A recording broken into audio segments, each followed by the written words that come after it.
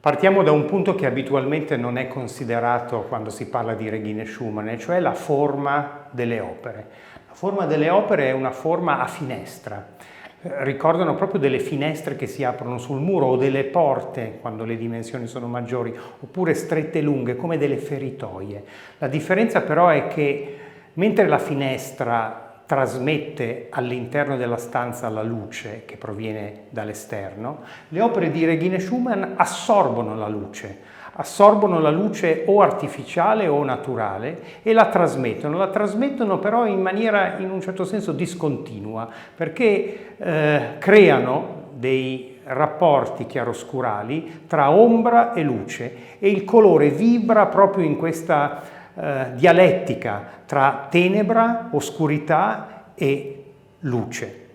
Nel 1810 Goethe scriveva la teoria dei colori e nella teoria dei colori c'è proprio questo, c'è il fatto di considerare il colore fisico come un valore d'ombra. Quindi il colore nasce esclusivamente grazie all'oscurità e all'ombra. È sicuramente qualcosa che fa parte del patrimonio culturale di Regine Schumann, è il patrimonio culturale europeo, tedesco ed europeo. C'è qualcosa però in queste opere che ci porta molto lontano rispetto alla Germania e sto pensando in particolare a una parola chiave dell'estetica giapponese che è yoaku.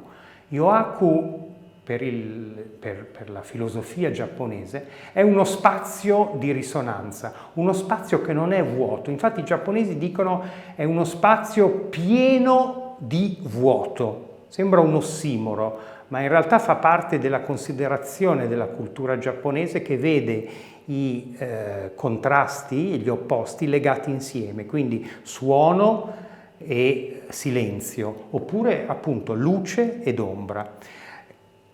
Yoaku e Goethe, la convivenza tra luce e ombra, oscurità e colore.